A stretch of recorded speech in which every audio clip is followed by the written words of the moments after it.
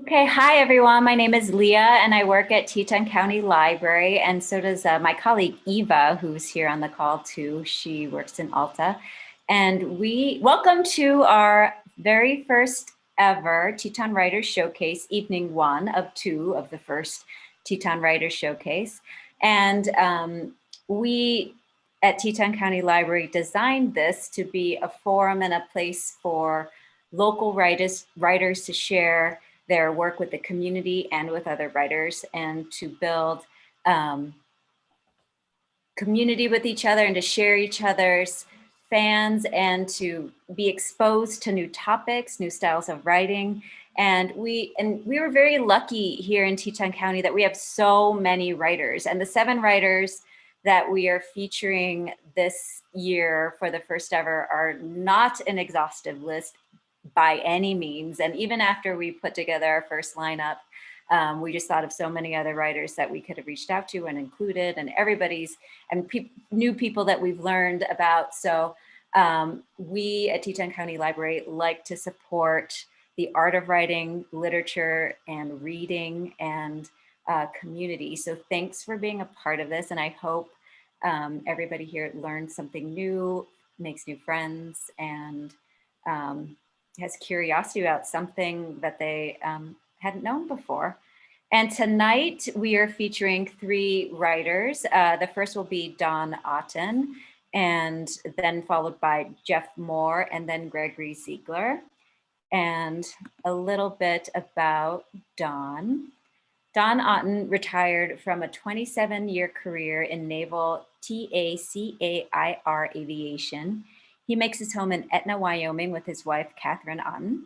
Donald is also the author of Roger Ball, Odyssey of a Navy Fighter Pilot, Alika, Odyssey of a Navy Dolphin, and soon to be released Black Lion 1. And without further ado, I will turn it over to Dawn. Thank you. And thank you all for coming on this beautiful day. Thanks, Leah, and greetings to you all. As Leah introduced me, I'm Don Auten, and I've been invited to provide you with a presentation on Top Gun, the legacy and the myth. And I would like to thank Leah again for her kind invitation, and the team at Teton Library for inviting me to deliver a bit of history on our Navy, and also improve the understanding of what all this hoopla is about Top Gun, the group Top Gun, although it was a movie too, and I understand the sequel is coming out pretty soon. I get 20 minutes thereabouts to deliver this presentation, and then you get 10 minutes to ask me embarrassing questions. Some would say that profess that if no one asks a question, then the presenter did a great job in answering all the questions beforehand. But I would contend that if nobody answers it, or asks questions, then I didn't simulate the topic well enough for the audience. So hopefully I will do that. Please note that about 80% of the brief that you're about to see has been extracted from the book, Roger Ball, Odyssey of a Navy Fighter Pilot, which is the historical biography of Captain John Monroe Smith. His call sign is Hawk. The content for Roger Ball comes from several sources, to include historical archives, records, transcripts, and interviews with the subject matter experts that were actually there in the development of the school Top Gun, and to some lesser degree, my humble experiences at Top Gun and the assignments that followed. Roger Ball is dedicated to Hawk's wife, Miss Jenny, and the thousands of women who perform the toughest job in the Navy wives. I would like to note that all the profits from Roger Ball and Alika, the Odyssey of a Navy Dolphin, go to the U.S. Navy SEAL Foundation. These are the brief points, and I will walk through those, obviously one at a time. But I did want to comply with the House rules that specifies that we're not supposed to ask questions until after the presentation. Usually I like to do it during, but I'm just a guest here. All right, my vita is pretty much there. I originally started my naval aviation career as an A7 Corsair pilot, a light attack guy, and sometimes called iron haulers, which in a way disqualifies me as an expert in addressing fighter doctrine, except for one thing. I had 4 tours in adversary commands and 2,200 hours of air combat training time. And you'll note down there in white at the bottom of the slide is the A7 motto, unarmed, unafraid, and unaware. And there's a lot of truth to that. And luckily, I'm not doing that anymore. Anyway, Top Gun was a movie in 1986. It was an American action film, and it starred Tom Cruise, Kelly McGillis, and a bunch of other well-known movie stars that you'll probably recognize. The film depicts Maverick, who is played by Tom Cruise, his progress through the training syllabus at Naval Fighter Weapons School, which is Top Gun, and his crisis of confidence following a fatal training accident. This movie, this was the movie, and it was a good one, but it releases the great imagination of Hollywood and presented a story of a rambunctious, undisciplined F-14 pilot and strays from the reality of the dedication and the mettle of the community of naval tactical aviators and the personnel associated with them. So while it's a great movie, excuse me, and the action scenes are just incredible, it's pure fantasy and most certainly not reflective of Top Gun. So what is Top Gun? It is the lofty realm of the fighter titans. Let me catch up with my notes. Excuse me.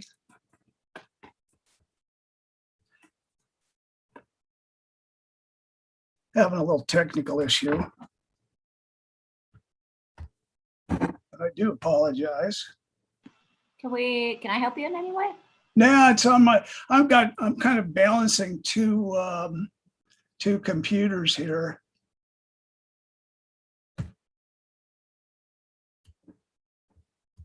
There we go. Sorry about that.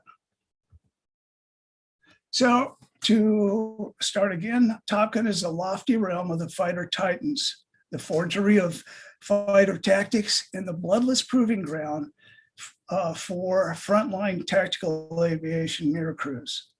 In November 1968, when Top Gun was launched, there was about a dozen staff instructors assigned to the Naval Fighter Weapons School, including the skipper and the executive officer. All instructors were charged with improving fighter doctrine to exploit weaknesses in the evolving threat, adjusting procedures to maximize the latest military technology, and disseminating latest tactics, techniques, and procedures to the fleet squadrons.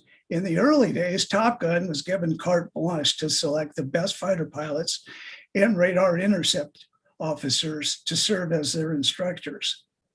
The first Top Gun instructors were handpicked based on their reputation for tactical proficiency and visceral propensity for air combat.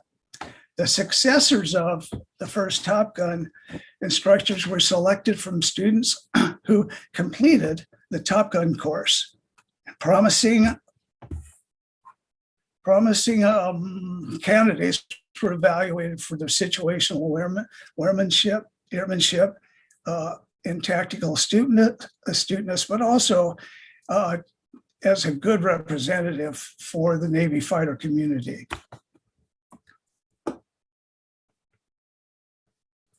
Top Gun was originally stationed when it stood up at Naval Air Station Miramar in San Diego. In 1966, Fighter Weapons School was relocated to NAS Fallon, Nevada.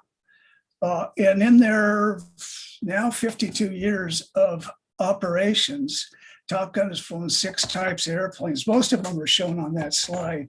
F-18, A-4 Scooter, which I flew a lot of, F-4 Phantom, the F-5 Tiger, which was originally a Air Force airplane, the F-14 Tomcat, the F-16 Viper, which again was started off as an Air Force airplane. And I mentioned the Hornet there. They've flown a lot of other things, but those are the primary airplanes that they had for that 52 years. So the question that usually comes up at about this point is, what were those events which led to the stand-up of Top Gun? And for that, let me take you back a few years and walk you down memory lane. Dateline 1968, the skies over Vietnam. The air war over the jungles of Vietnam raged for 4 years. The full measure of the air power of the greatest nation on earth was locked in mortal combat with the air force of a country smaller than California. We were experiencing horrific losses of frontline fighters and attack airplanes. Roughly 2 enemy airplanes were shot down at the loss of 1 American airplane. And our airplanes cost a lot more. And generally, the crew was composed of 2 people, not just 1, like the MiGs that the North Vietnamese were flying. This was unacceptable. When you back out a bit and look at the big picture, what you'll find is the air war was really a battle of the first generation airplanes, which we'll talk about in a second, Soviet airplanes against second generation US airplanes. Let me explain the difference. The first generation airplanes were the first generation of jets following pretty much the prop jobs of World War II. They were small and light and agile, subsonic, low wing loaded with a fast firing cannon as the primary weapon. And they operated primarily in the, what they call, or we call, the visual arena. The second generation airplanes portrayed here by the F-8 Crusader, which was the Navy's. Bottom left is the Thunder Chief F-105. And the F-4 Phantom was used by both, or actually all 3, the Marines, the Navy, and the Air Force. They're larger airplanes, higher wing loading, supersonic, with a backup weapon as a fast firing cannon. But they were definitely different, and this kind of breaks them away more from the first generation airplanes because they were designed to operate in the beyond visual range arena with the new technology of radar and heat-seeking missiles. The US Air Force flew over 5 million sorties in South Vietnam, North Vietnam, Cambodia, and northern and southern Laos. We lost 1,700 airplanes in combat. The Navy deployed 21 aircraft carriers, which conducted 86 wartime cruises and operated over 9,000 days online in the Gulf of Tonkin. We lost 530 airplanes. We lost 341 naval aviators, and 179 aircrew were taken as POWs.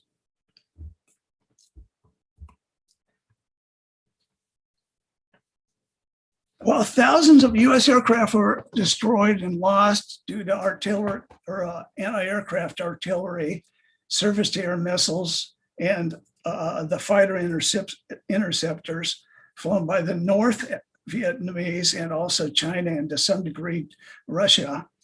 And among those fixed wings aircraft, more Phantoms were lost, the F-4s, than any other type of airplane. And I have a footnote here. The aircraft was experiencing similar stagnation and tactical development as we were. Our kill ratio was 2.5 bad guys, as I mentioned earlier, at the loss of one of our airplanes. Like I say, the Air Force was experiencing a very similar thing, but the exchange rate wasn't quite as good as the Navy's. A gent by the name of Randy Cunningham. You may have remembered him as a U.S. congressman for representing California. But before that, he was also a Navy fighter pilot and the first Navy fighter pilot to kill 3 MiGs in Vietnam. His call sign was Duke, and he stated that during the first part of the air war over Vietnam in the 1960s, the pilots of the U.S. Navy and Air Force had been ill-trained and unprepared for close-in air-to-air war fighting. Far too many pilots had been lost for the number of MiGs that were shot down. But there was a reason for this. It partially hinged on the lopsided rules of engagement, but it had to do with some other things too. The rules of engagement specified that no shots could be taken on an aircraft until it was positively identified as a hostile bogey. Either 2 sources of electronic confirmation or 1 visual identification was necessary before they could release weapons. This was a prudent, but also meant that the use of our fighter aircraft's primary air-to-air weapon, which was the AIM-7 Sparrow, the radar-guided missile, would be greatly restricted. Since radar coverage over North Vietnam was spotty, it was rare to receive a clear-to-fire authorization based on electronic means alone, which meant a VID, or a visual identification, was required. To get a visual identification on the airplane like the size of a MiG, required the pilot get about within 3 miles. And I will tell you, after a few engagements with MiGs stateside, if a MiG-21 points at you, you'll never see him if he's outside about 1.5 miles. So they were very difficult to find, and then also very hard to identify. This almost always meant the engagement would be an in-close maneuvering fight conducted in the visual arena.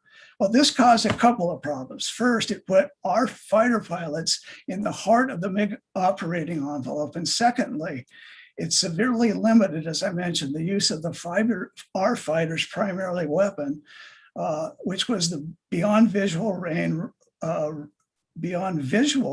radar missile shot, the Sparrow. And it puts our fighter crew in the middle of a bar brawl with a little airplane that turned much better than ours.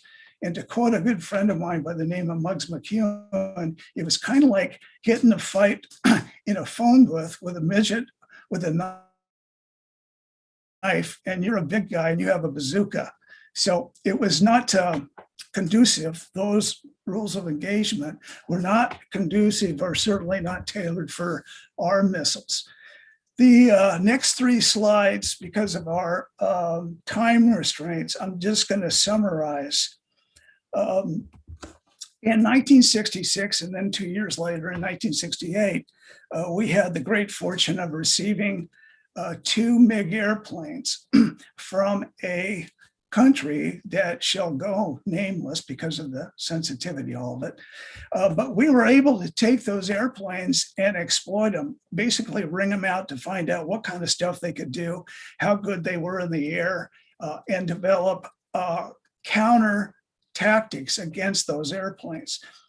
Well, the tough nut on that was that the summaries, the reports, and the recommendations from those highly classified programs were not released to the frontline aviators, neither the Navy, Marines, or the Air Force.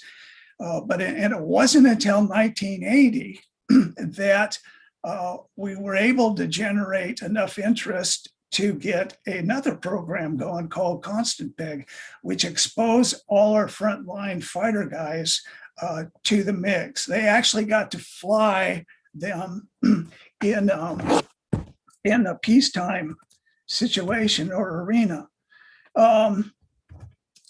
Again, I go back to Muggs McEwen, who actually was a MiG killer and a heck of a fighter pilot. And he said, the fact that no Navy pilot won his first engagement against the MiG-17, and I can testify to that. It only made sense to have as many pilots as possible fly their first encounter and make their first mistakes in a non-lethal training environment. And then he goes on to say, we briefed the air crews the day before the engagement, but didn't explain what they'd be fighting since it was a classified program. It was very funny to see how they reacted when they arrived in the training area and were jumped by a MiG-17. They had no idea what they were getting into. And all this was pretty interesting, but how did the Navy get the horsepower to actually stand up Top Gun? And for that, we got to go back to 1968. Admiral Thomas H. Moore, Chief of Naval Operations at that time, was disturbed by the dismal performance of Navy air-to-air missiles in engagements in North Vietnam during the period 1965 to 1968. He tasked the Naval Air Systems Command to conduct an in-depth examination of the entire process by which air-to-air missile systems were acquired and employed, and further directed that Captain Frank Ault be placed in charge of that effort. In air-to-air missiles, the air-to-air missile system capability review was delivered to the CNO on 3 March 1969. It had an immediate and profound impact, causing a seismic shift in fighter tactics. Let me grab some moisture here.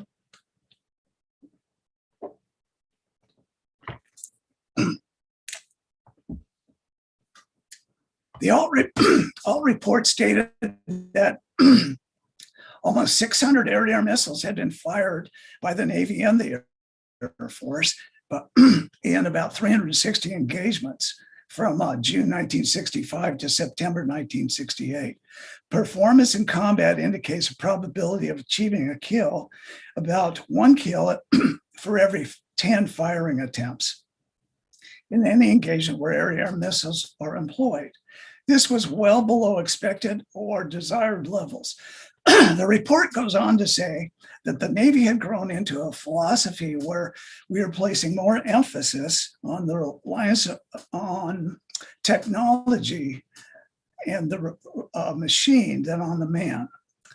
There were 242 recommendations. At the very top of that list was a recommendation to establish a postgraduate level school to improve expertise in the fighter missions. This recommendation then provided the impetus for the inauguration of the U.S. Navy Fighter Weapons School, what would become known as Top Gun.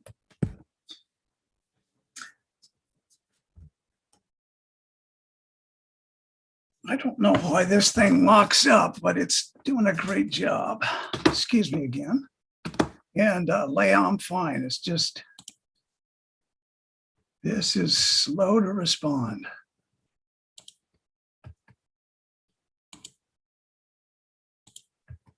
Huh. Well, let me go from here. This is a good slide. It kind of gives the timelines of a whole bunch of things, but the most important bullet is that third one, the Ault report, and also the fifth one. Note that in 1968, the Ault report was submitted to CNO. The fifth bullet shows that a year after 1969, a year after the bombing halt, and only 4 months after the submission of the Ault report, Top Gun conducted its first class. And it has some other information there. Wonder if this is back yet, please. Okay, my other computer just went sneakers up. No sweat, moving on. All right, returning to the scene, the graduates of Top Gun returned to the fleet with a helmet bag full of tactics, weapons of labor procedures, maneuvering techniques, and teaching skills. Air operations over North Vietnam resumed again in 1972. And by the end of that year, in testimony to the effectiveness of Top Gun, the Navy's kill ratio rocketed to 12-1. Remember, before in 1968, it was 2.5-1. Well, they put another 10 airplanes on there. So for every airplane we lost, the bad guys lost 12. Well, one fighter pilot came back from a combat mission, which earned him a kill. He was asked what his engagement was like, and he said, well, it was just like training at Top Gun, but these guys weren't half as good. Well, what was the significance of Top Gun? They overhauled the anti-missile countermeasures, redesigned defensive air combat tactics for fighter and strike fighter communities. They were finally accepted by the intelligence community as a technical analyst and exploitation evaluators for emerging air-to-air combat systems. They were certified fleet commands for dissimilar combat training. But to me, the biggest thing was they trained both the fighter squadrons and the attack squadrons for the very first time to engage in the future battlefield. Top Gun's immense success in influencing Tiger tactics and training is perhaps best illustrated by the records during the years that followed Vietnam. The brawl over the Med. For years, Libya continued to taunt and incite political and military tension in the Med. On two occasions, one in August 1981, and then a second one January, 8 years later, Libyan pilots were successful in triggering action from Navy Tomcat crews deployed in the Med. The Navy killed 4 airplanes of Libya's, and we lost none. Then Desert Storm campaign against Saddam Hussein commenced in 1991. Coalition air forces flew over 100,000 sorties and dropped 89,000 tons of bombs. And when Iraqi pilots were given the opportunity to engage US fighters and strike fighters in the defense of their homeland, most choose wisely to flee to neighboring countries. Those who engaged fared poorly. Navy, Marine, and Air Force TAC Air crews deployed 36 Iraqi, or I should say, destroyed 36 Iraqi fixed-wing aircraft and 6 helicopters. We lost 1 airplane in that whole war, and the box score was basically coalition, and Iraqi killed 1 of ours. And that's kind of a real quick tour of Top Gun. Normally that presentation takes about an hour, but I was restricted to 20 minutes, and I hope that was entertaining or at least enlightening to y'all. And I can take a couple of questions if they're not too hard. Thanks, Leah. So any questions on any of that? And you can put your questions in chat. Oh, I see Greg Ziegler has a question, or raise your hand, or do the little hand raise icon. Yes, sir.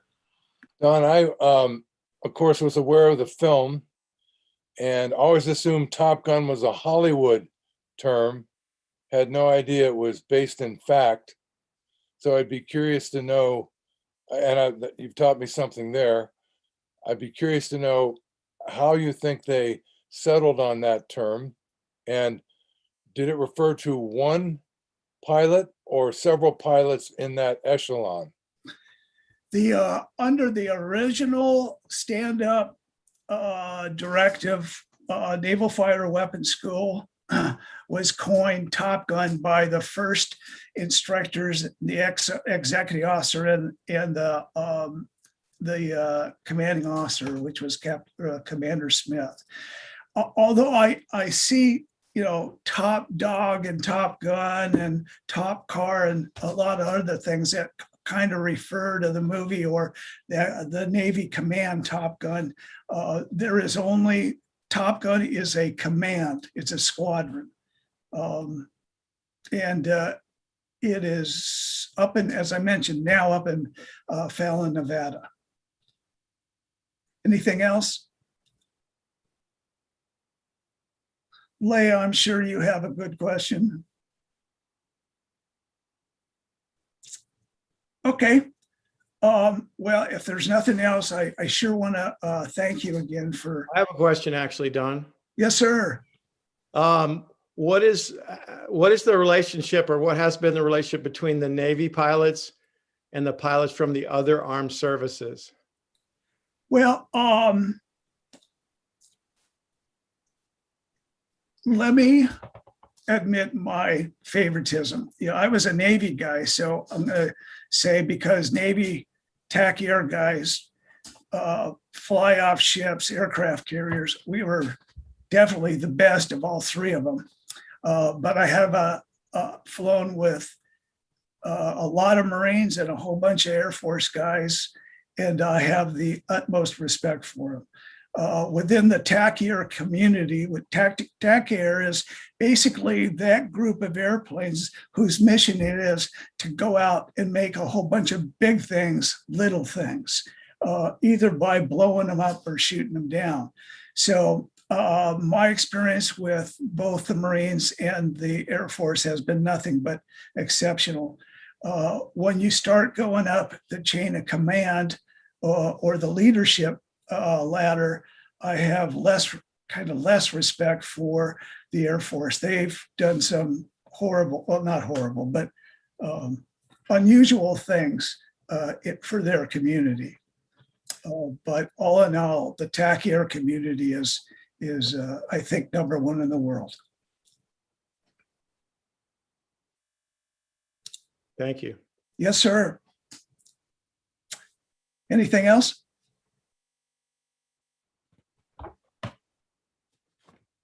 Okay, Leah, I want to thank you for the time and coordinating all this and letting me get on and Thank you so much, Don. And so our next speaker is Jeff Moore. Do you have a PowerPoint to share, Jeff? No, I don't. Okay, so I will. Just me.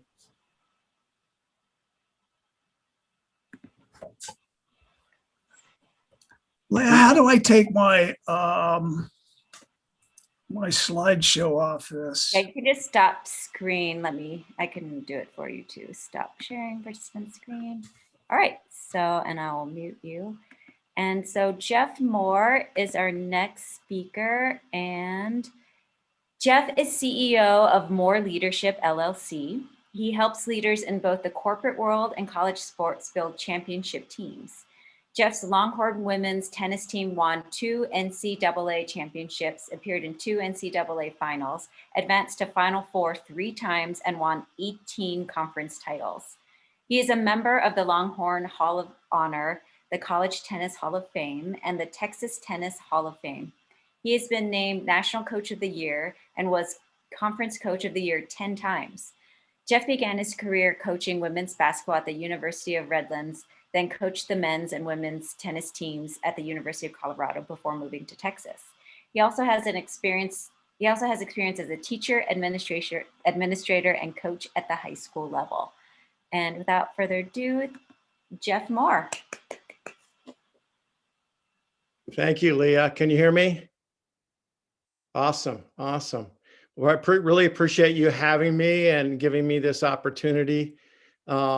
So why did a basketball and tennis coach, decide to write a book about leadership? Well, when I got out of coaching, I'd been in education all my life and I'd read widely. And what I discovered in my first few speeches was that young people today are facing a world that my generation did not face. There's exponential change now. And young people are in a position to where their first job will be their first of as many as 25 jobs during their careers, which is certainly not in my generation, when we got a job, we would get a good job after we got a decent degree, and that usually resulted in a career path. The world is very different for young people today. On top of that, the world we live in today, the world we used to live in, had difficult problems, but they had ways to solve them. Today, we are challenged to solve problems that either have several answers or they have no answers. Often we have to find the problems. And we have lost, and unfortunately, we're at a time where we've lost the ability to dream big, to truly solve big problems. The reason is we've become stuck on something I call personal branding. We used to brand soap, we used to brand things. Now we brand people. And we also have got stuck on words like collaborate, which is a fine word, work together. But it's a word that was used during the Industrial Revolution to drive efficiency. It's not strong enough. The key to success today in almost any endeavor is productivity. So what we're missing, and what led me to read this book, or write this book, is we're lacking attention. We're lacking a willingness to engage and engage in a sort of healthy tension that is required to solve difficult problems. The genesis of the book was really when during my coaching career, I was fortunate to have so many athletes that were always reaching beyond their grasp. Most of the teams that reached the Final Four or the finals, and both teams that won national championships, weren't supposed to be there. So I was fortunate enough to be around young athletes who had incredible intrinsic motivation. They're always stretching. And my job was to create an environment for that to happen, for them to grow and develop. And I didn't really articulate what I was doing at the time. When you're in coaching, you don't have time to write books. You don't have time to do a lot of reading. You're in it. You're absorbed in it. Later in my career, however, I started to read much more. I started to actually write articles. I started to do presentations. I started to put what I was doing down on paper. And the problem with that is that, again, coaching, to be a great coach, especially at the college level, you have to be fanatical. You have to be almost addicted to it. You have to absolutely love it. It really can't be a job. So this was a signal to me that I needed a different challenge. So eventually I retired from coaching. After I retired, wasn't quite sure what I wanted to do next. So I became an athletic director in a school in Austin, Texas. And really wasn't sure. And I discovered something that I knew was percolating underneath. In the late 90s, early 2000s, when I was coaching, all of a sudden the kids that were coming to us had changed.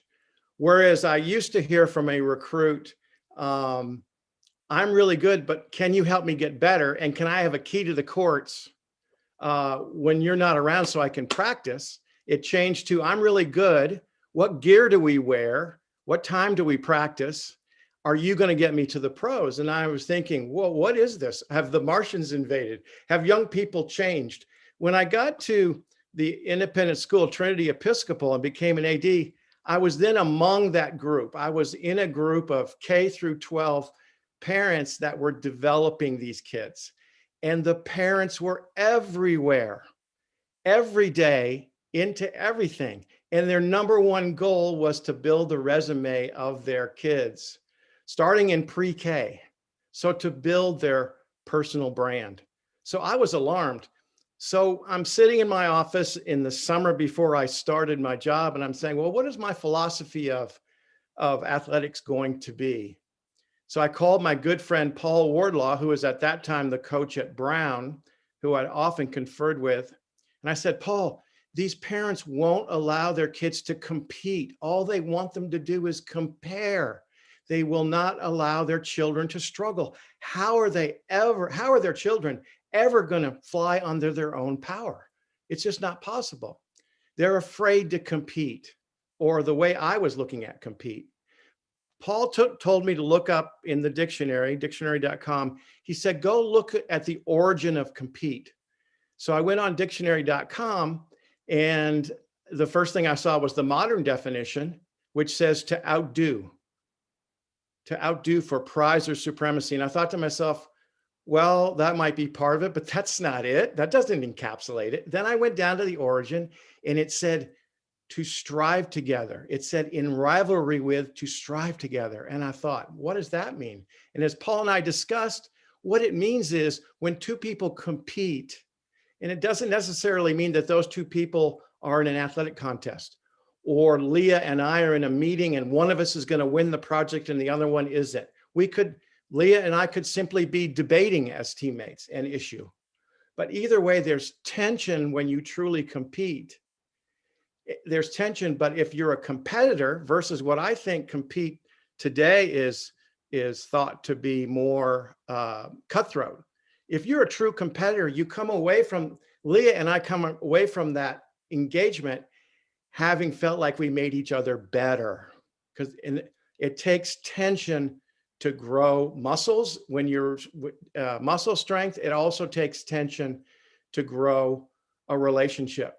So now I had something to work with. So in the athletics handbook, I set it up for, and I started to speak to the parents about, we're going to help your children, your students, develop a strong relationship to self, to team, and to coach.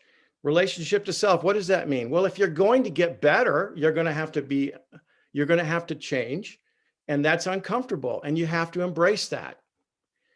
In relationship to team, you don't have to like all your teammates, at least not initially, but you have to respect them, and you have to support them. And in athletics, and I believe this is in the workplace too, you have to push them, and they have to, and you have to want to be challenged in return. If you have a problem with your teammate, that's personal. If Leah and I have a problem, we're teammates. It is my responsibility to build that relationship and be open with her. I'm talking about a serious issue. And the same in return. If I am not pushing Leah and accepting the fact that she pushes me, and if I am not openly communicating instead of going to someone else, I'm not supporting her. And the problem has been that support is just, I have an assessment now that I use with clients, and support is always off the charts, but the willingness to push and communicate is always mediocre. We have a fear because we fear what it will do to what has become our personal brand. So I thoroughly enjoyed my time at Trinity Episcopal, but I decided to become a leadership coach. I took these relationships and attributes to a psychologist at the University of Texas, and he built an assessment called the Striver Quotient Assessment, and I was off to the races. One of the first things I did was very enlightening. I went to Barnes and Nobles, and I said, I'm going to go see what the leadership experts are saying. I'm going to go to look at leadership books. So I walked up to the person at the desk, where are the leadership books? And she said, they're over there in the management section. I said, no. I want leadership books. I want to read it. Well, that's where they are. And bingo, I knew exactly how I was going to differentiate, because leadership and management are not interchangeable. They're distinctly different. Management is about process and systems. It's a science. It can be taught. It has to be upgraded, but it can be taught. Leadership is about people. It's an art. It cannot be taught per se. It has to be cultivated. When you manage people, however well-meaning you are, those people become essentially widgets, just like the widgets that you manage on the spreadsheet. Here's the distinct difference. Managers try to get the most out of their people, not a bad thing. Leaders inspire and empower their people to get the most out of themselves. That's what makes it an art. It's a lot easier than lecturing, prescribing. So I've done a lot of reading in history. And if you look back at when we had great leaders, and it's been decades, but if you go way back to our founding and our early history, you find George Washington and Abe Lincoln. There were no leadership books then. What were they reading? They were reading about leaders from Rome and Greece, and Lincoln was reading about Washington. Today, we have more leadership books and training than ever before, and fewer leaders than ever before, because it's being taught, it's being prescribed. So in my book, in 3 chapters, chapters 7, 8, 9, I talk about how I work with leaders. And there are commonalities. I created a concept called strivership. Strivership is an ethic of continuous improvement. So I used the corporate word. However, it's based on the origin of compete, to strive together. So strivership, if I work with schools, I work with sports coaches, and also business leaders. And there are a great deal of commonalities. Basically, what I help them do, which I talk about in the book, is instead of promoting a culture, I want them to cultivate a spirit. There are very, very, very, very few sports teams, very few companies. There are lots of successful companies and there are lots of winning companies, winning teams, winning schools, but very few championship organizations in those fields. And the difference is championship teams are teams, not necessarily that always win the championship, but they're the teams that are always overachieving and they have a spirit. When I walk on Southwest Airlines flight, as compared to other airlines, I don't need to go back and read their core values. I don't need to go back and read their website. What are these people all about? Because I can feel it. It just feels different. I actually relax when I go on another airlines that has beautiful mission statements and core values and et cetera, et cetera. I want to strangle somebody sometimes. It's a very disconcerting experience. So Southwest Airlines is a championship company. They have a spirit. When you promote a culture, here's an example, and a lot of people are well-meaning. If I promote a culture, I'm going to go before my team, whether it's a company or a sports team, and I'm going to say, here are the attributes of strivership. We're going to talk about them. This is what we're about. They'll go on the wall in every room in this building. I will talk about them at meetings. I will start a meeting saying, let's be problem solvers today. Then we meet. I might end the meeting with saying, way to be resilient. I might invite you to my office. Leah, you're killing it on a project. Come see me at 8 o'clock. You come into my office. Great job, Leah. Let's go on to the next challenge. I give you a 4 for resilience this week out of 5. None of that is bad. The problem is when you talk about attributes or core values in the abstract, they stay in the abstract. They do not become part of your company's DNA. And a company like Southwest Airlines, certain sports teams you can think about, they don't need to talk about their attributes and values, they live them. So how do you cultivate a spirit? Leah, if you are killing it on a project, I'm going to get up and I'm going to walk around the office. And for all you and your coworkers know, I'm walking around the office. You don't know what I'm, but no, I have a plan. So I stop by your office. Hey, Leah, you're making great progress on that project. By the way, you had to break down every door in this building to even get that started. Tell me about that. Or how did you solve problem X? Another attribute in my assessment. You must have had to come at that from 16 different ways. And by now I'm sitting down in your office. Tell me about that. In a team meeting, how do I cultivate a spirit? Leah is new to the team. We're not quite sure about Leah. She's kind of quiet. She's a little different. People aren't sure they like her. However, I know, hopefully one of your teammates knows, you have a lot to offer. So I call on you. And after the meeting's over, Leah, if it's true, Leah, what you contributed today was amazing. What am I cultivating? Empathy. Everyone else is going, oh, Leah's a little different. She's new, but that's not what this is about. This is not about let's all get along. Let's respect each other. And then when we get along, the level of like will be much, much, much higher. So I usually give, as Dawn was saying, I usually give a much longer presentation. I probably left a lot out. This is a lot to process, but I'll close with saying, why does strivership matter? It's in our country's DNA, but we don't have it right now. We're in a cycle where we don't have it. But it was created in the Constitution. A historian wrote about what Madison was the driver of creating. He said the Constitution was less intended to resolve arguments than to make the argument itself the solution. And in an era of exponential change, where we've gone from product cycles that we used to make things, tell the engineer to make something that would last for 10 years. Now there's change occurring, that product cycles are changing over within months. And those engineers are having to deal with the darn designers and the marketing people. What a hassle, but it all works together. So what we need to do is break the cycle of personal branding and get real and be willing to engage with each other to solve difficult problems. And we need an education to finally disrupt. I have a chapter on this. We've never disrupted the learning model. We've disrupted the business model.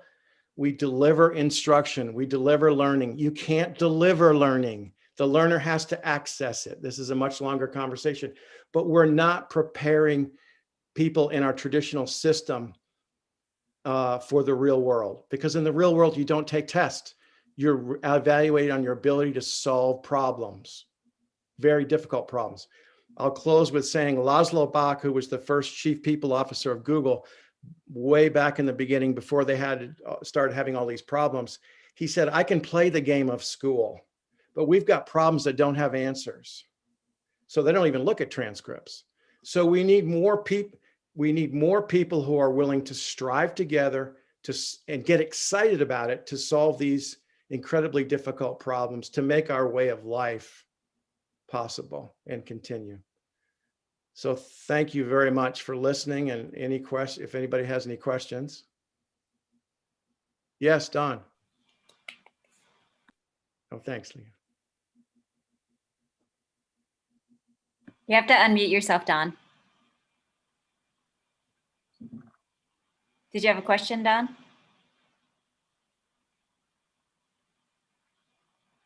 Okay, I couldn't do it on my little picture. Great presentation, great discussion. I have one statement in support of what you said, and then a question. The Marine Corps backs up that, in fact, in their doctrine, you manage systems and you lead people. So that's another phraseology for what you said. But my question for you is, what would you say to those that believe in participation awards? Well, good question. When I was in 1978, I was in my 20s at an independent school in Denver, and I was teaching and coaching. It's middle school. We had a middle school meeting. This will answer your question, I think. And the assistant director of the middle school said, you know, I think we need to de-emphasize competition, number one. And number two, all children need to be made to feel special. And I'm in my 20s. I mean, I don't know about you, but when I was in my 20s, I didn't know anything. And I'm just all ears. And I'm thinking special. Well, that sounds good. But what's wrong with competition? Well, what was wrong in those days was we had the Bobby Knight approach, and much worse, those underneath him who emulated. We lost too many kids because it was my way or the highway. It was very, very destructive. Competition was zero sum, and true competition is not. The problem is, instead of doing a 180, which I propose the way in my presentation, we did a 360, and now everyone's special, to the point where in 1988, California was legislating teaching self-esteem. You can't teach self-esteem, you have to earn it. And so I'm not big on there are way too many trophies. When I was at Trinity, we cut from 156 trophies to 10, and those trophies really meant something, really special. I also changed how they were. I got rid of most improved, got a coach's award. We still had the MVP, but what I wanted kids to take from the experience was the ability to go in the real world, because regardless of their GPA, which are so inflated now anyway, the ability to solve problems. I mean, companies are letting go people from Ivy League schools and keeping the guy from Texas Tech, because the Texas Tech guy wants to first of all, he's plenty smart. He wants to pedal fast. And that's much more important in today's world than it has been in the past. So I wanted the trophies to be rare. I wanted the praise to be rare, but meaningful, and more along the lines that I was delivering to Leah. Thanks, Don. Well, gosh, I concur with everything. Great job. Thanks. Anybody else?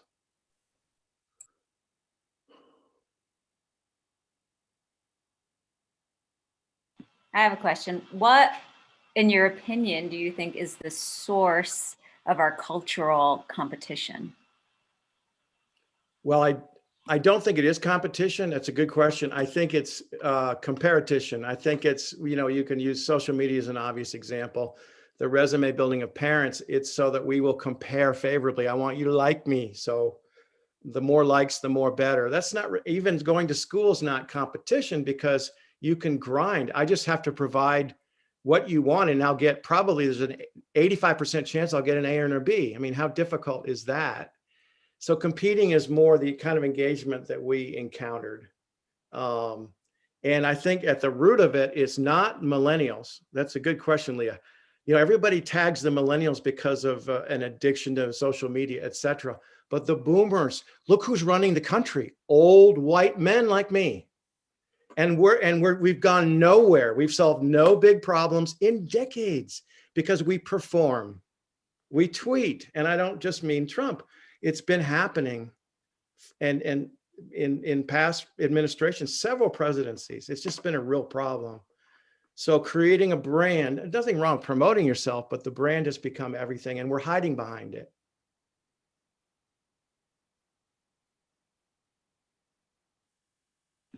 Anyone else have a question?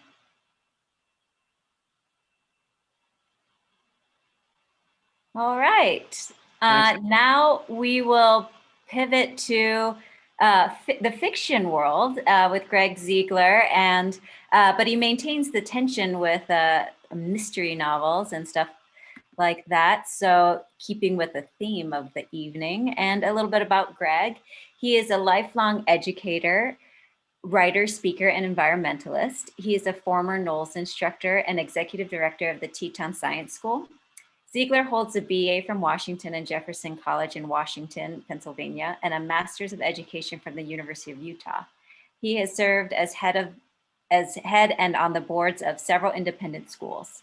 His first book, a travel memoir entitled Travels with Max in Search of Steinbeck's America 50 Years Later, inspired his award-winning short film, Steinbeck Country. And here we go, Greg Ziegler. Thank you, Leah. You're welcome. And thank you for providing that segue. I like to start off my conversations about writing with a quote from Thomas Steinbeck. Thomas Steinbeck was John's son.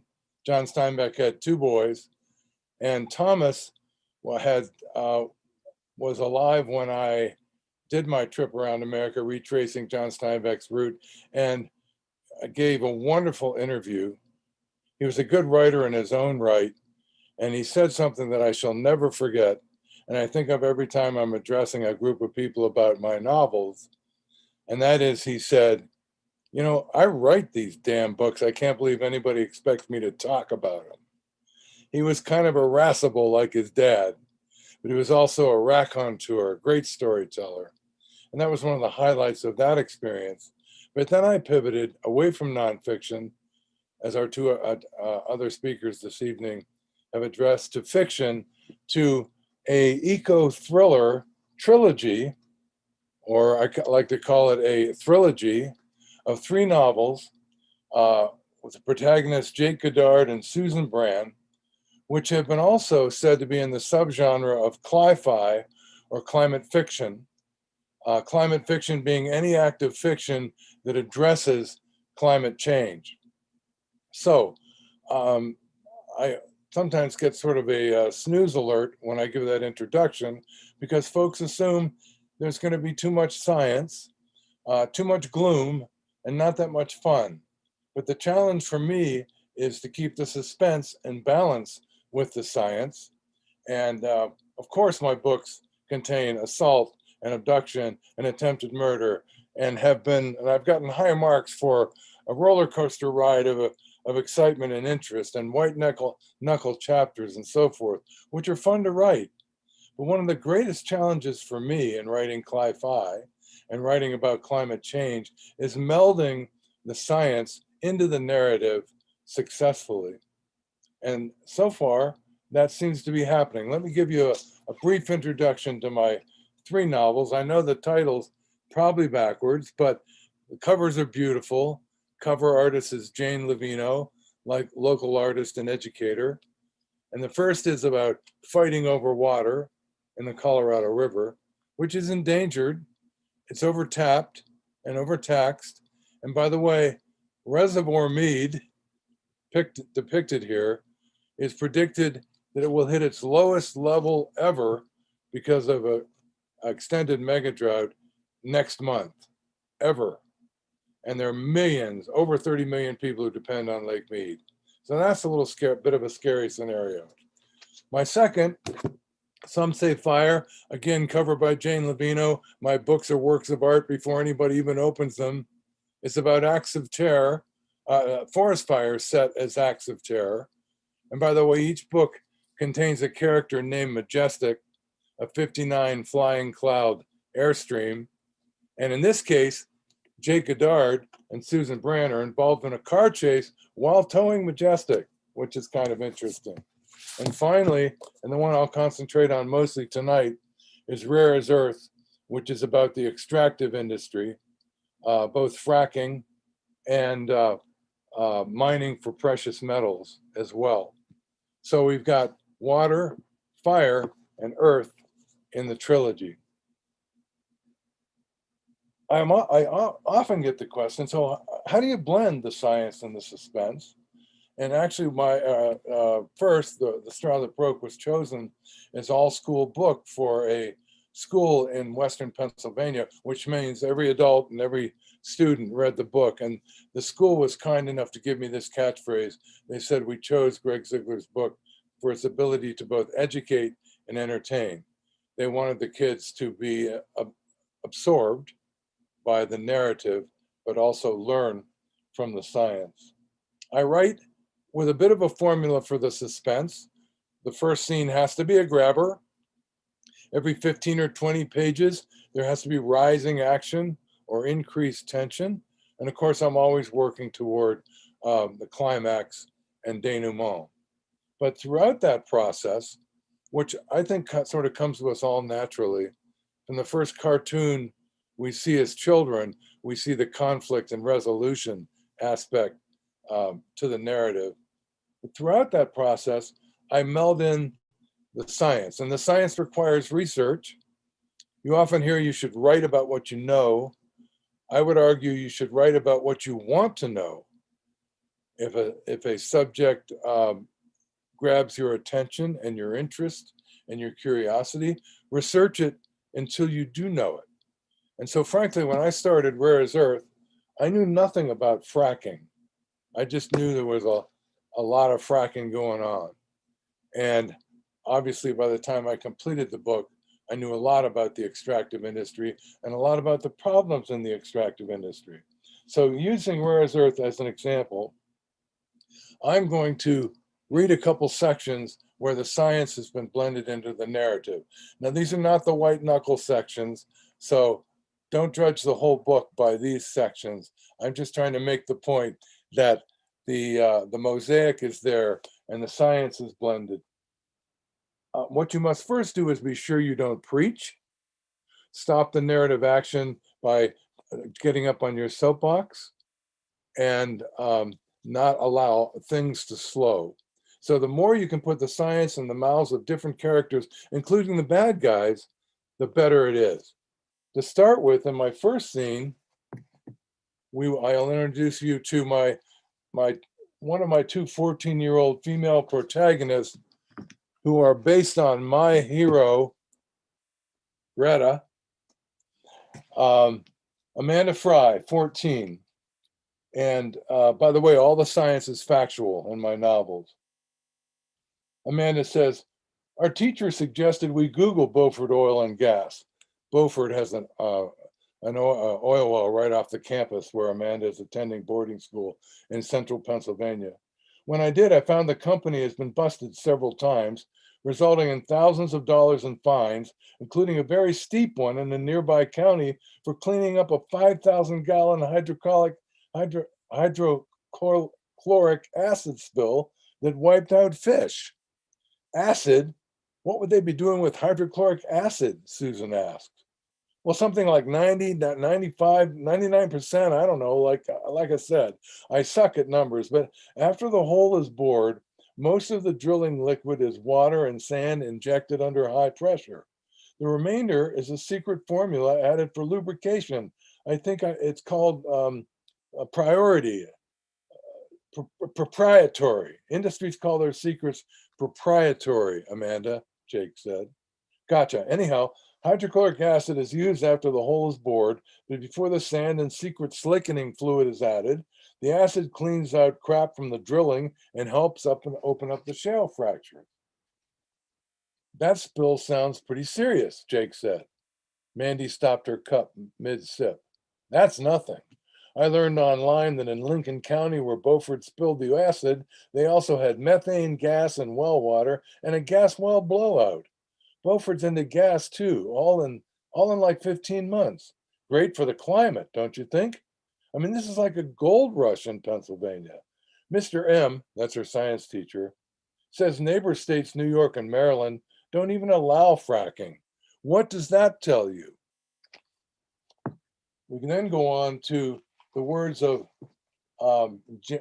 Joan Bailey, Amanda's head of school. And this is 20 pages later, I take my job very seriously. And job one is the health and safety of the children in my charge. I'll share with you what is keeping me awake at night right now, right up there with the prospect of our drinking water being contaminated by Beaufort's well. Lorna Matson, our heroic school nurse, a woman who does not have an alarmist bone in her body, is convinced she's seeing more cases of severe asthma at St. Mike's, and she believes they're tied to the literally thousands of hydraulic fracturing oil and natural gas wells that surround us here in Pennsylvania. Her concerns have been borne out by a Johns Hopkins University study indicating that sufferers living near hydraulic fracturing wells are 4 times more likely to have a serious attack. And by the way, there's an article in the New Yorker recently that ties cancer to the thousands of fracking wells in Western Pennsylvania. Then the science teacher jumps in. The Marcellus Shale Foundation, which extends from New York and just our luck, goes right under us and onto Ohio and West Virginia, is believed to be the largest onshore reserve of natural gas in the country. It has even been given a name by the industry, Shale Crescent USA. Drilling deep wells and then injecting water, sand, and top secret chemicals at high pressure to break up the rock is needed to release the natural gas. Jim Marlowe, a short, fit Beach Boy blonde, had shifted into professor mode when asked about local wells. He stood at the front of his classroom. Fracking, Susan asked. Jake and Susan were sitting on a front lab table, legs dangling. Hydraulic fracturing or fracking? Yes, Marlowe said. Benefits, including energy dependence, are many. He adjusted his tie and cleared his throat. Possible consequences include man-made earthquakes, contaminated groundwater, and health effects from wellhead emissions. Health effects such as asthma and even cancer, right? Jake said.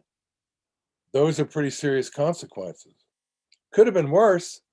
And by the way, this is factual. That's my editorial aside. In the 60s, there was a proposal that actually gained some traction to use nuclear warheads for fracking wells near the Colorado River. You gotta be fracking kidding me. And finally, Amy Brand, my second 14-year-old protagonist, who was a devotee of Greta Thunberg. And she and Amanda act quite heroically in this novel. Amy was in the doghouse for disobeying her parents, and the parents gave her an assignment to help them work on their project, which was to learn more about the national monuments in southern Utah and their energy potential. They were curious about why the monuments had been reduced, and they think that a character who's been abducted may be being held near there. Amy sat glued to her phone in the back of the truck at the start of the drive to Boulder, Utah, which began with a stretch on I-15 south from Spanish Fork. Susan had returned the phone when Amy announced her assignment had been completed. Long views of sage-brush flats rolling away to foothills filled their windows. Low clouds truncated the Wasatch Mountains to the east. "Are you ready to stand and deliver, young lady?" Jake asked. "Standing is pretty much not happening," Amy said. She's sitting in the cramped back seat of a small truck. "Then how about just delivering so you and I can enjoy our 2 nights at home unmarred by further consequences," Susan said. She reached down to the pack between her feet, slid out her laptop, and passed it back to Amy. "Enlighten us, my love." Amy fired up the laptop and began to paraphrase from her notes. "The president's decision to cut the 2 national monuments took effect on February 2nd, 2018.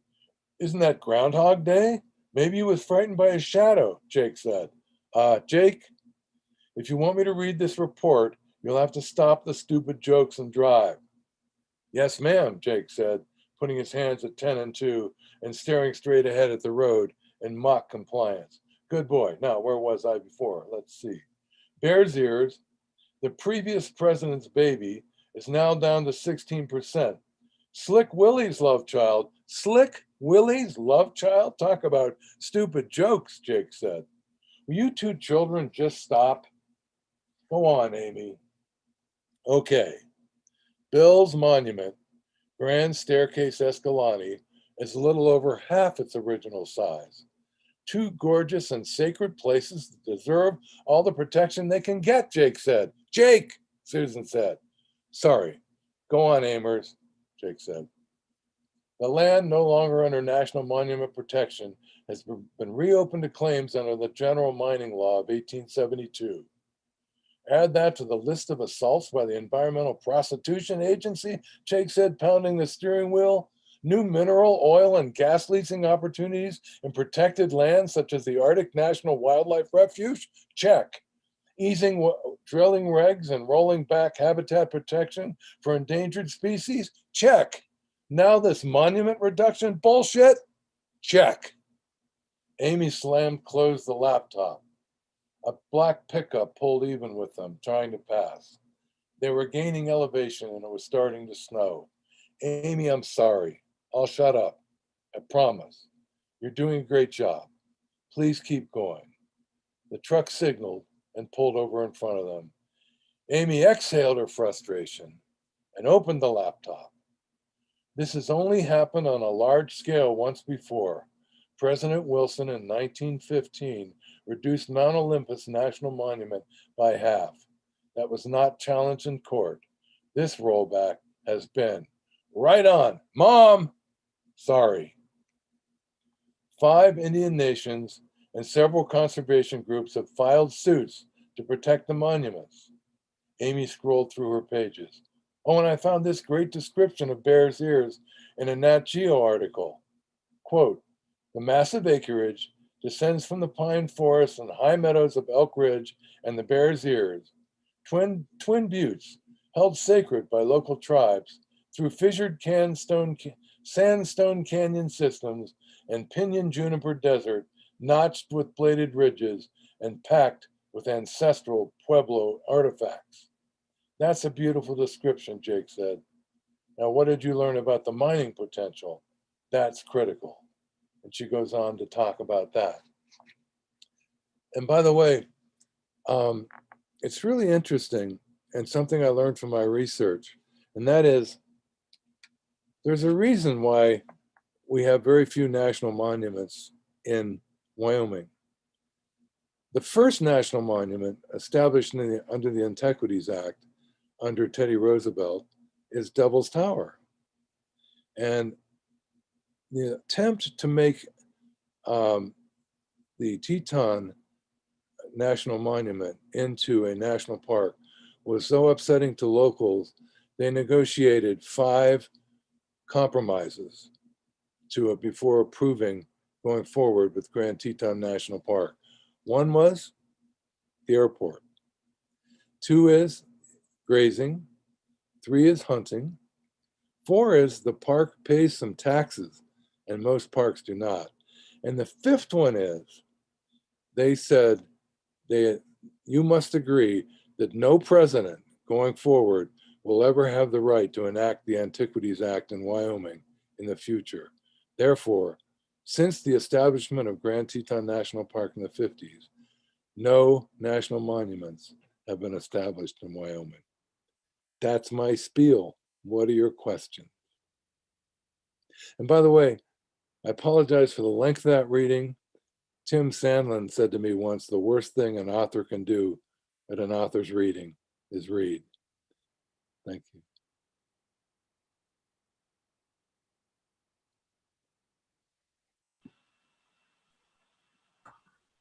While you're thinking of your questions, Greg Ziegler brought up a term cli-fi about climate fiction. And I just want to pitch, and Greg, you might be interested in this, or any of the writers here.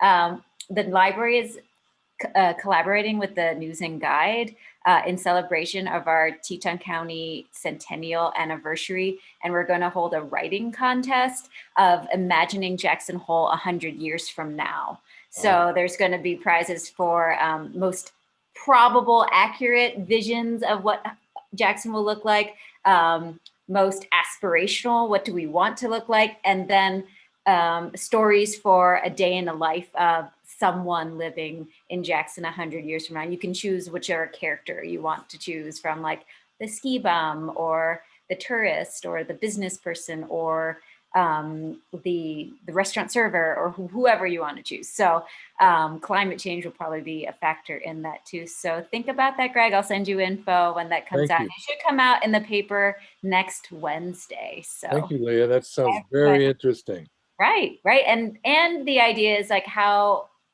do we imagine our future, and how do we get to the future we want so we avoid the catastrophic droughts that you mentioned and Lake Mead and stuff like that. So there is some good news on the climate change front. That's a subject for another discussion, but it's not all doom and gloom. There is time and there is hope. great.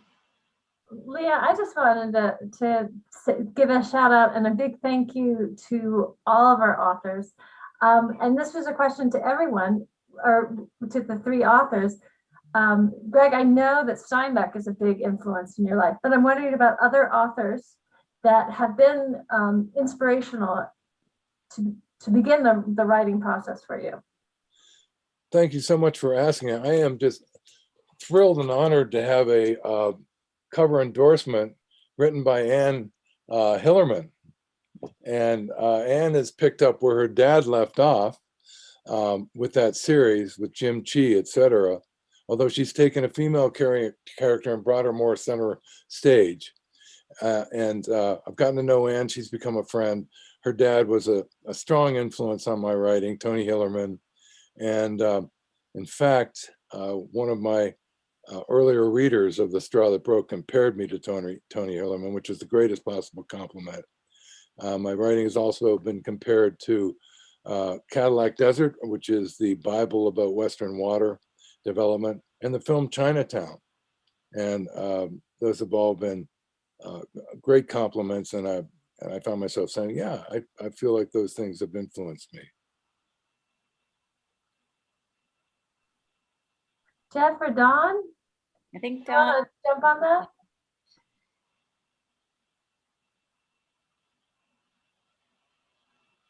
Oh, I wanted to ask Gregory a question. What made you decide to channel your passion and your concerns and your convictions for climate change through fiction versus what most people do, which is through nonfiction? Did you feel like it would trigger empathy on a different level, or? That's a great question. I've gotten it before. And I like answering it because it gives me a chance to talk about my dad, who was a science teacher, and he taught experientially. He would take kids out in the field and fire arrows into the air and build pendulums out of 16-foot shot puts and do even some things you probably couldn't get away with today, like having kids jump off the back of a truck to learn about inertia. However, he taught experientially, and of course, the Teton Science School has all of the Yellowstone ecosystem as its classroom, a great place to learn experientially. And of course, Knowles teaches in the mountains and all around the world. So since I can't take folks out into the field, I believe the second best way to learn is through story. Barry Lopez once said, sometimes people need story more than they need food. And if we look at the Bible as an example, if you take a parable, you take the parable of the farmer who throws his seeds on a rock and they don't sprout, they don't grow. It's not about agriculture, obviously. It's teaching us a lesson through story. And I felt by entertaining, I could maybe also sneak in the back door with the science and just move the needle a little bit in terms of people's activism and their body of knowledge.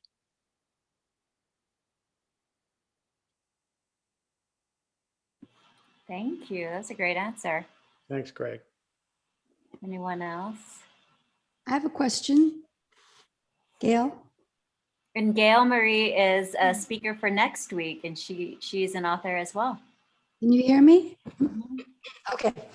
Greg, I think it was our last speaker, Greg? Yes.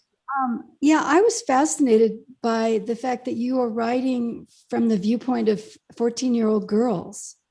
And I applaud you. Your dialogue I thought was great, very real. I happen to know some 14-year-olds, but why did you choose that particular age group, I guess? It started with the fact that Jake and Susan Brand, who were not married in The Straw That Broke, but later got married. Susan has a child who's 14 in the third novel, 11 in the second, and 9 in the first. I had an interesting experience. I made an appointment with the head of the middle school here and said, would you mind if I chatted with an 11-year-old? I just need to get a sense of how an 11-year-old talks and thinks and speaks. And it was wonderful. But just in a nutshell, having been an educator for so many years, I've always been fascinated by how teenagers have one foot in both worlds and truly are a work in progress. And you just see flashes of brilliance. Now today they have a lot of information and not a lot of experience, but in this particular case, these two young women become friends and they solve a serious problem through their expertise with social media platforms. Mm-hmm. It was fun. I really enjoyed it. Well, kudos. Thank you. I also read an article in the New York Times a while back, like 5-6 years ago, that 8th grade girls are indicators of our language change. So the way 8th grade girls are speaking now are how we're all going to talk in 10 years. Like they are kind of like the harbingers of language change to us. So, Interesting. I don't know how to test it or see if it's true, but this is according to a New York Times article. Well, I did have a chance to interview some 14-year-olds. In fact, I started off on a writer's residency at a boarding school, and I would go in the morning with some rough drafts and say, what do you guys think of this? And they'd say, no, we don't say awesome anymore. We say sick. It wasn't an awesome soccer game. It was a sick soccer game. And so it was really fun to have 14 and 15-year-old kids giving me feedback in the early chapters. And interestingly enough, I think it's morphing into it's bad, which bad is good. Right. Evolution. Any other questions or comments? Otherwise, thank you so much to our writers and speakers, and join us next Wednesday, same time, same place. And we'll hear from Gail Marie, who just asked that last question. And no nonfiction next week. We're going to add poetry, which we haven't covered yet tonight, as well as young adult teen fiction. So if you're interested in teen voices, more teen voices, we've got 2 of those. We've got Nancy Stevenson and Joanna Cook with their young adult writing, fiction with Gail Marie, and we've got poet Matt Daley. So for more information about them, go to our website. But otherwise, have a good night. Thank you so much for coming, and keep writing and support libraries. Thank you, everybody.